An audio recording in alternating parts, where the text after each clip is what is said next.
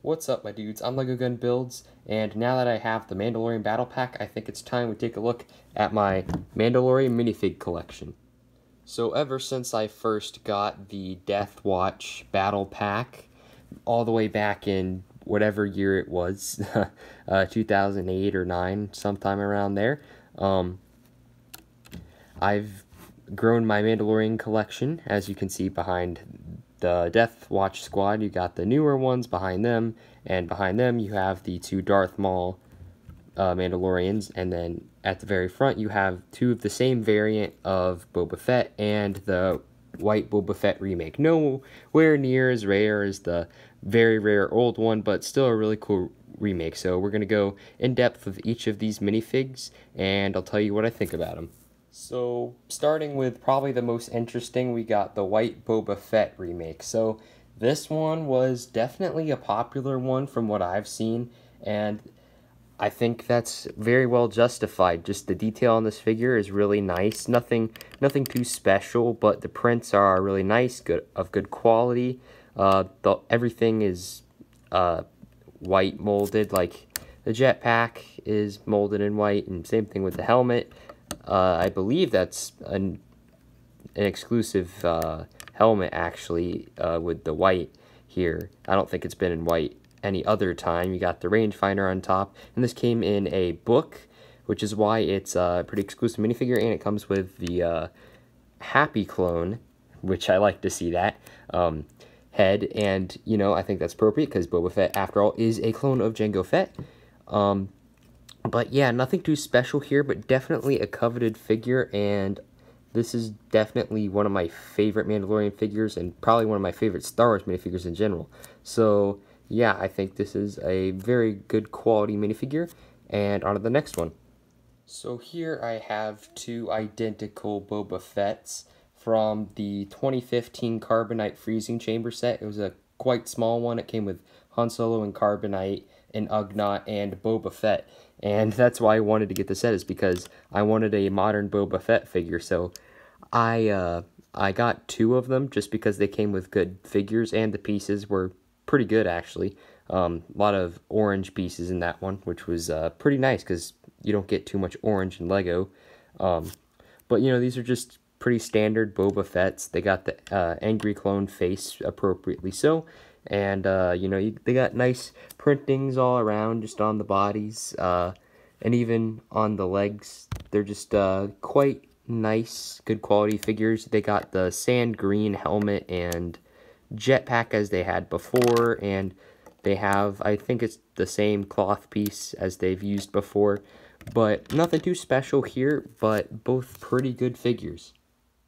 Here we have a Death Watch minifigure to represent the old 2000s battle pack, Death Watch battle pack.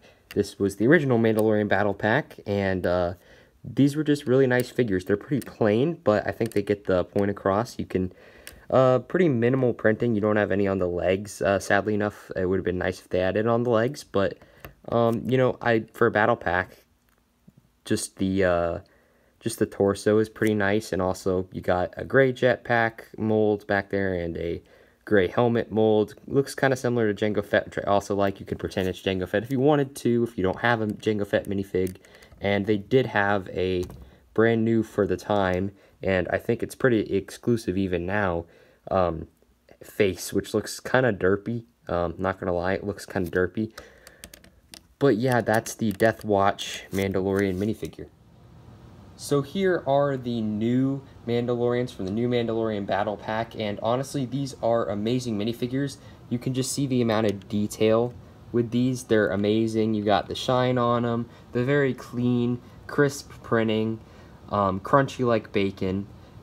I don't know a single person who dislikes this battle pack, and if you do, you're out of your mind. Bob will kill you. If you do, YouTube, please don't kill me. Please, no, I take it back, Okay, getting back on track, these are amazing minifigures, and we got new colors for each of the helmets, light gray, the old Boba Fett green for the old Boba Fett, you got the azure and the orange.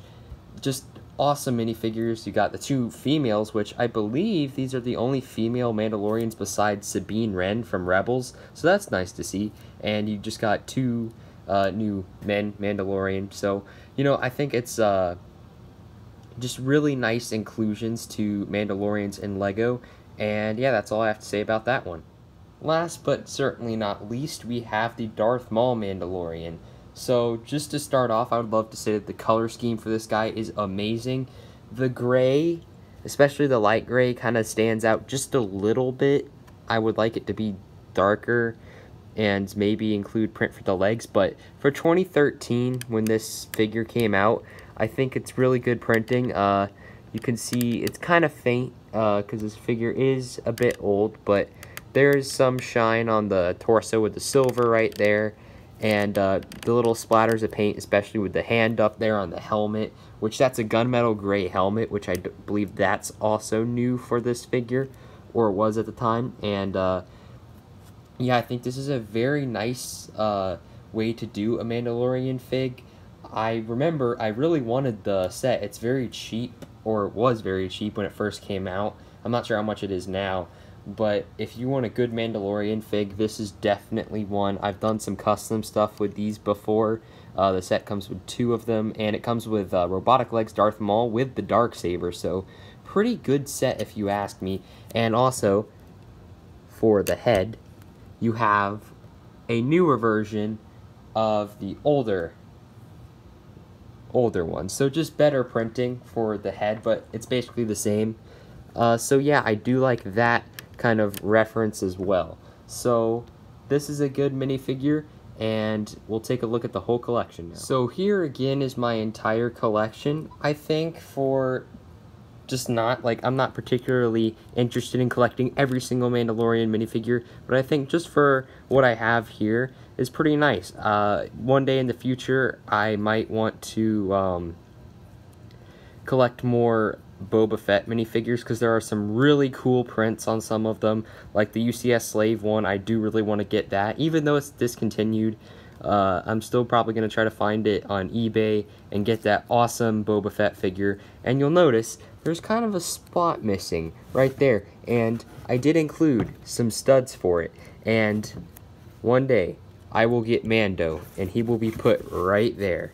So until that day, that spot's going to be empty. But that's all for this one, guys. If you liked it, if you liked the collection, give this video a thumbs up. Consider subscribing, turn on notifications. It just really shows your support, and it helps out the channel. I'd really appreciate it. And that's all for now. There's always more content on the way. And this is LEGO Gun Builds, signing off.